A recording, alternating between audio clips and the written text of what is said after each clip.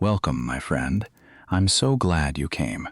Let's share a calm and quiet moment together before we begin.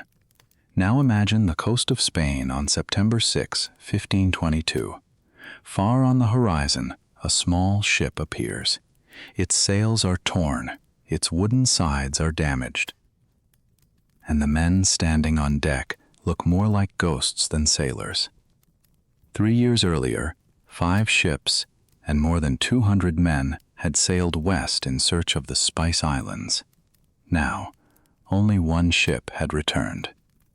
Its name was Victoria. Only 18 exhausted men were still aboard. Ferdinand Magellan, the commander who began the expedition, was dead.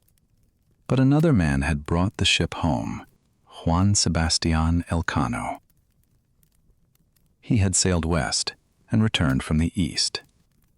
So how did an ordinary sailor become the man who completed the first voyage around the entire world? Juan Sebastian Elcano was born in Guetaria, a small fishing town on the northern coast of Spain. The sea was part of life there, and Elcano grew up surrounded by sailors, boats, and stories of distant ports. As a young man, he became an experienced sailor and even owned a ship of his own. But he was not famous, rich, or powerful. He was simply a man who understood the ocean. And when an ambitious expedition needed skilled sailors in 1519, Elcano joined, without knowing that the voyage would change his life forever. In the early 1500s, spices were worth almost as much as treasure. Europeans wanted cloves, nutmeg, cinnamon, and pepper, not only for flavor, but also for medicine and preserving food. Most of these spices came from Asia, especially the distant Spice Islands. Portugal already controlled the main sea route around Africa, so Spain searched for another way to reach them. That created a bold idea. Instead of sailing east, why not sail west? Ferdinand Magellan believed there was a passage through the lands of South America that could lead ships into a new ocean and eventually to Asia. If he was right, Spain could reach the Spice Islands without following Portugal's route. The plan was dangerous, uncertain, and based on incomplete maps. But in 1519, Magellan found support, and Juan Sebastian Elcano was about to become part of that historic gamble. In September 1519, 5 ships left Spain under the command of Ferdinand Magellan: Trinidad, San Antonio, Concepcion, Victoria, and Santiago. More than 200 men joined the expedition, hoping to reach the Spice Islands by sailing west. Elcano was among them, but he was not the leader. He was simply an experienced sailor serving aboard the fleet. Ahead lay oceans, storms, hunger, and lands few Europeans understood. No one knew whether Magellan's route even existed. And no one could imagine that Magellan would never return, but Elcano would. The fleet crossed the Atlantic and followed the coast of South America, searching for the passage Magellan believed must exist. Day after day, the coastline seemed endless. Every bay raised hope, and every dead end brought disappointment. The farther south they sailed, the colder the air became. Storms battered the ships, food began to disappear, and the men grew tired and afraid. They had maps, but the maps could not tell them what waited ahead. To these sailors, the world was still full of blank spaces. Months passed, and still there was no passage to another ocean. Some men began to wonder if Magellan had been wrong from the beginning. For Elcano, this was no longer a simple voyage for spices. It was becoming a journey into a world larger, harsher, and far more dangerous than anyone had imagined. In 1520, the fleet stopped at San Julian to survive the freezing Patagonian winter. The men were exhausted, hungry, and losing faith in Magellan.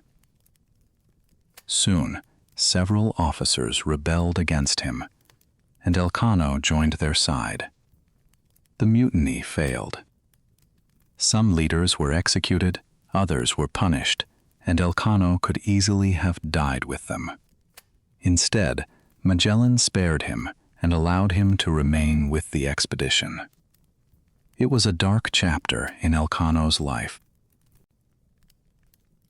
Strangely, the man who once rebelled against Magellan would later become the man who saved his unfinished journey.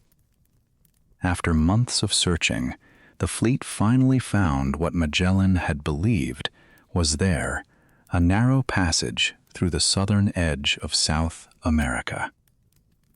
The route twisted between cold mountains, dark water, and dangerous channels. One mistake could destroy a ship. During the search, Santiago had already been lost, and San Antonio eventually abandoned the expedition and returned to Spain. Only 3 ships continued. Then, after weeks inside the passage, the sailors saw something extraordinary ahead. An enormous body of open water stretching beyond the horizon. They had reached a new ocean. Because the water seemed calm when they entered it, Magellan called it the Pacific. For the exhausted crew, it felt like victory. They had found the western route they had risked everything to discover. But beyond that quiet horizon was an ocean far larger than anyone understood, and it would soon push the expedition closer to death than ever before. The Pacific looked calm, but the crossing became a nightmare. Week after week, the ships sailed without finding enough food or fresh water. Supplies disappeared, hunger spread, and sickness weakened the crew. Men began to die as the endless ocean stretched far beyond anything they had expected. The sailors had no idea how enormous the Pacific truly was. Every sunrise brought the same view, water in every direction. They had survived storms, cold, and mutiny, but now the greatest danger was simply staying alive. And worse was still waiting ahead. In 1521, after crossing the Pacific, the expedition reached the islands of the Philippines. For the first time in months, the men found food, fresh water, and people willing to trade. It seemed the worst was finally behind them. But Magellan became involved in a local conflict on the island of Mactan. On April 27, he led a small force ashore, believing his weapons and armor would give him the advantage. He was wrong. The fighting quickly turned against them. Surrounded on the beach, Magellan was attacked and killed, while his men retreated toward their boats. The commander, who had dreamed of reaching Asia by sailing west, would never complete his own voyage. For the surviving sailors, the loss was devastating. Their leader was gone, the expedition was weakened, and home was still impossibly far away. But the journey was not over. And Elcano's true story was only beginning. After Magellan's death, the expedition struggled through confusion and new leadership. With too few men to sail every ship, the crew abandoned Concepcion, leaving only Trinidad and Victoria.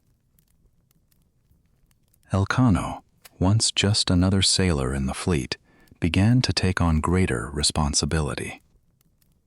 At last, after more than 2 years of disaster and death, the survivors saw the islands they had crossed the world to find. The Spice Islands were finally before them. For a moment, it seemed the impossible journey had succeeded.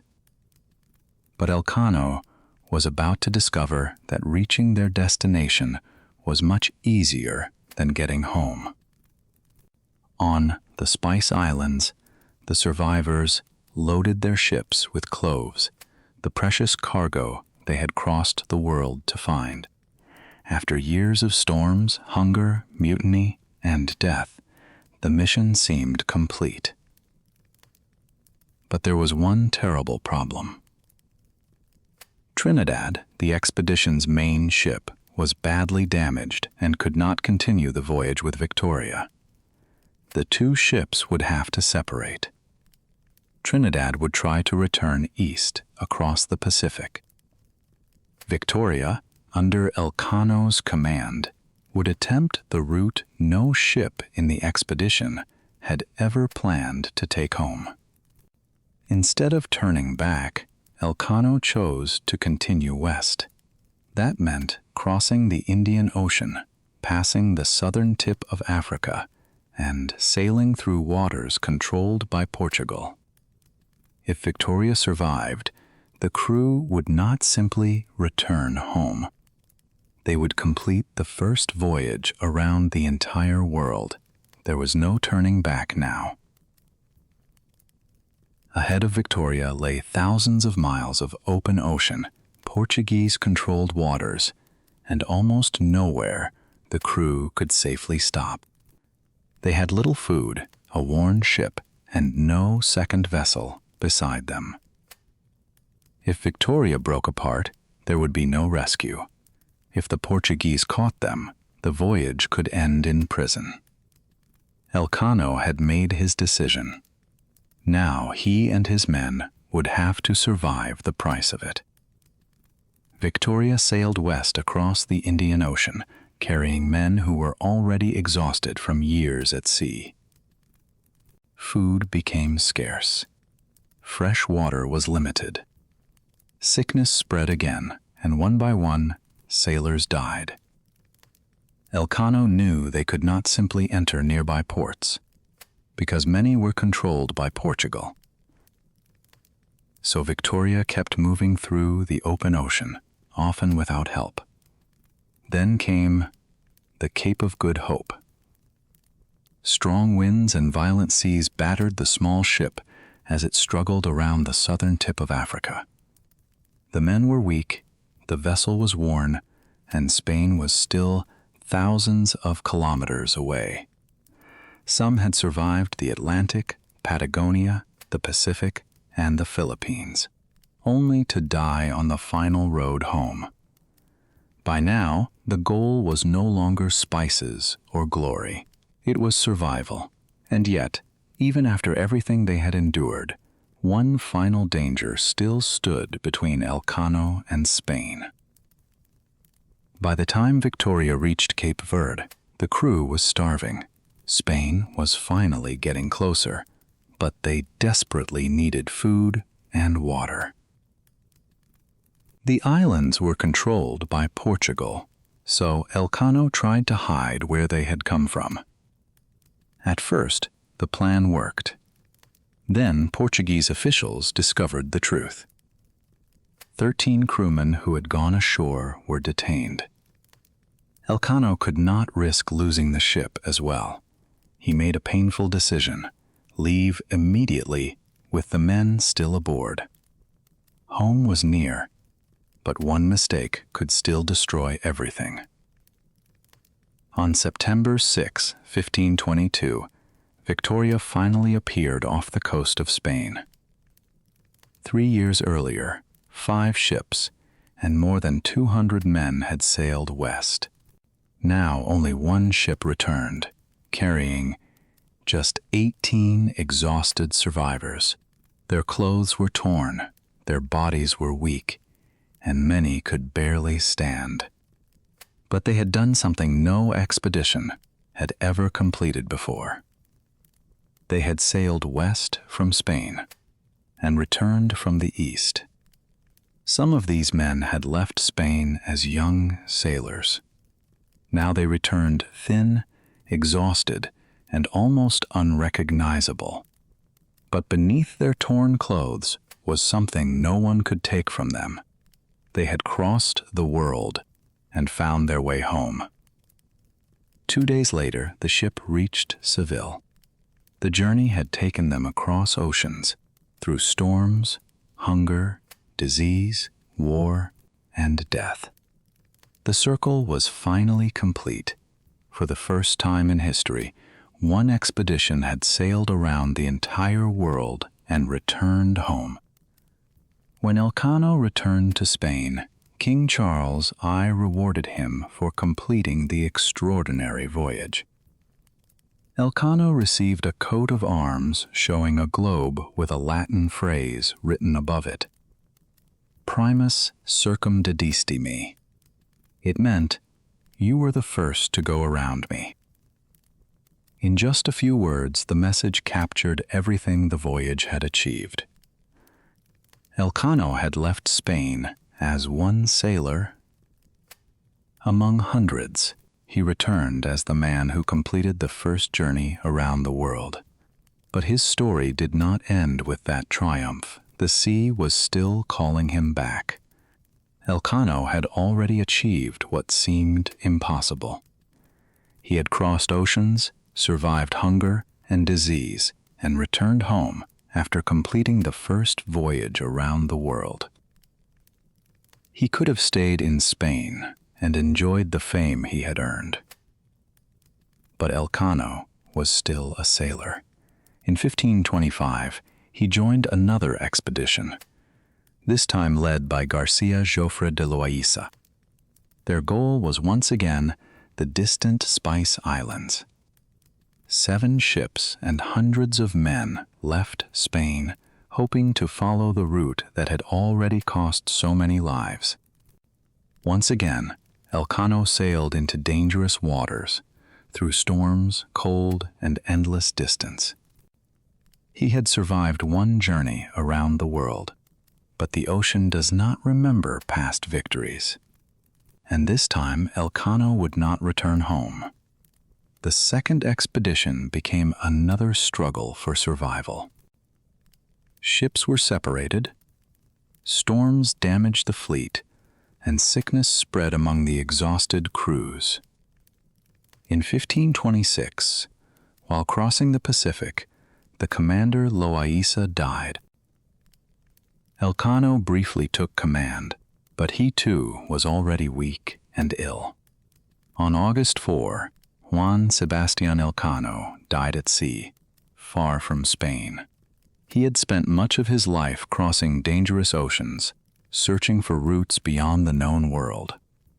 In the end, the sailor who had once circled the earth was claimed by the sea he could never leave behind. So, how should we remember Juan Sebastian Elcano? Magellan was the man who imagined the voyage, led the fleet across the Atlantic, found the passage through South America, and crossed the Pacific. Elcano did not begin as the expedition's leader. He even joined the mutiny against Magellan in Patagonia. But history is rarely simple. When Magellan died, the journey could easily have disappeared with him. Elcano helped carry it forward. He took Victoria across the Indian Ocean, around Africa, and back to Spain when almost everything seemed lost. Magellan began the Great Circle. Elcano completed it, and perhaps neither man's story is complete without the other. Elcano's voyage left a lasting mark on history. It showed, through one completed journey, that the world's great oceans were connected and that a ship could sail in one direction and eventually return home. The expedition also revealed how enormous the Pacific truly was and helped Europeans understand the scale of the planet more clearly. Elcano did not discover that the Earth was round. Educated people already knew that. His achievement was different. He helped complete the first voyage around it. Raubo. The world had not changed, but humanity's understanding of it had. Elcano did not begin his journey knowing how history would remember him. He simply kept moving forward through fear, uncertainty, and exhaustion.